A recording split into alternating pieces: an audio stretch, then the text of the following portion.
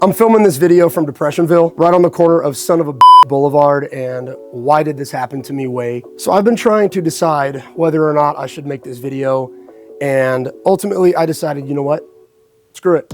I'm making the video. Pissed off is a pretty big understatement for how I'm feeling. I just took the biggest financial loss that I've ever taken in my life when it comes to cars or car parts, and it's 3 days before Christmas. So as you guys saw in the last video, I finally found wheels for the Supra. The thing's been sitting for like 7 months ever since I sold the old wheels off of it. And looking back now, that was the biggest mistake that I've ever made when it comes to cars. I could have been enjoying the car, driving it a ton, could have been making a ton of content with it. And now that I've lost an insane amount of money and I've lost even more time, that was a huge mistake getting rid of those wheels. And I gotta own that. I f***ed up. I looked for months to find the same set of wheels that I sold, the same spec and everything, and they were damn near impossible to find. A set finally popped up. A bunch of people were sending them to me. It was exactly what I was looking for. Boom, so I bought them. They were white, which I wasn't a huge fan of. I thought maybe I'd like it once I saw it on the car, but no, they look terrible. So the plan was always to get them refinished, polished, or chromed, and Las Vegas doesn't do chroming. They only do polishing. So that was my only choice. So I did that. I dropped the wheels off at the polishing shop.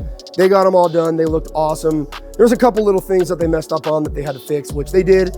And I was happy. The wheels looked phenomenal. I had to wait for tires. I waited for like a week to get a set of tires. And it was the day.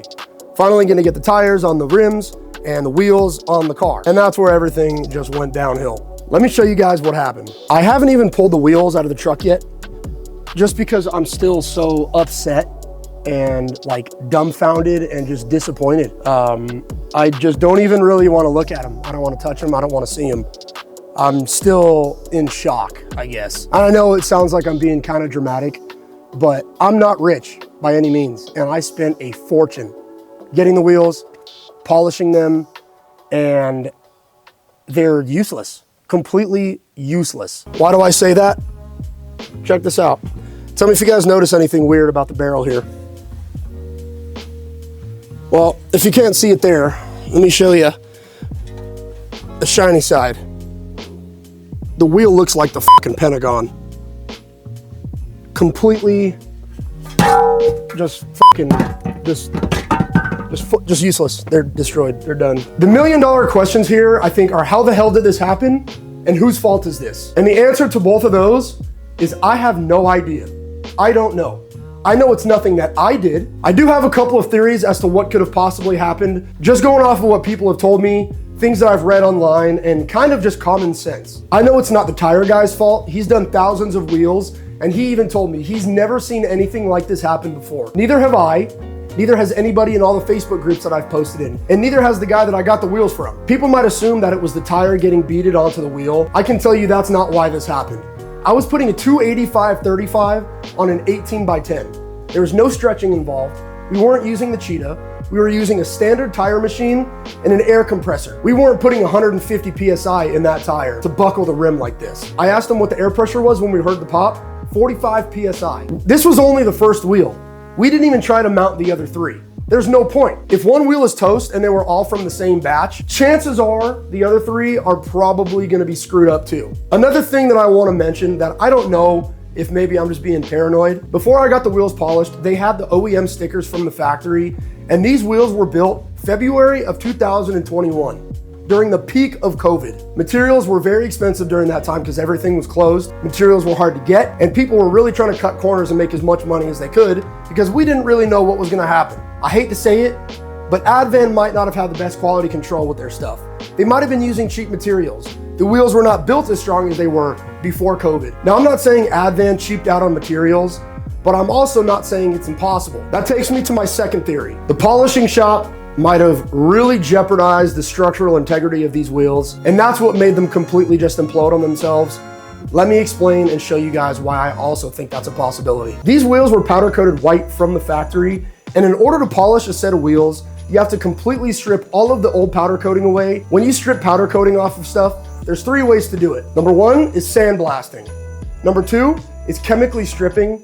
And number 3 is baking it in an oven until all of the powder coating just melts off the wheel. Now, I'm not somebody that knows a lot about chemicals and how they react and how stripping paint and all that stuff works.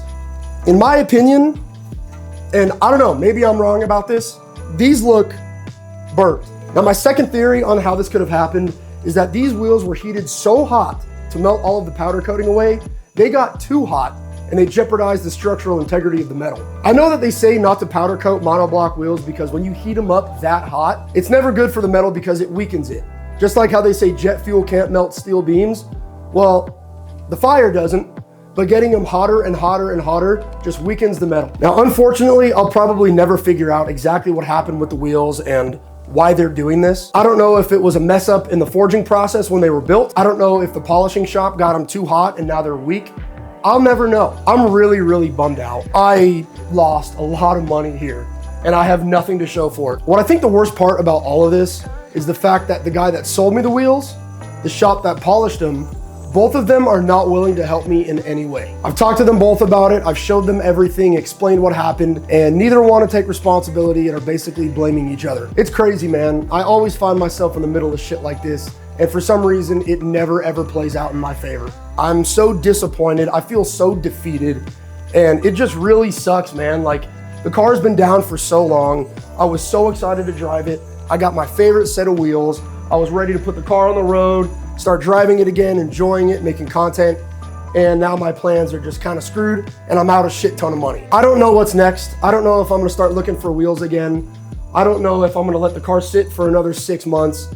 I'm working on the Corvette right now. I'm still doing the body kit, trying to get that all perfected. It goes to paint early January. To you guys, it might just be a set of wheels, but to me, it's the whole point of I did this, I paid for this, I waited for this, I worked for this, and I did it and it failed. And it's a terrible feeling. It's an absolutely terrible feeling, especially that it was out of my control entirely. This really sucks that it happened before Christmas, but it is what it is and everything happens for a reason.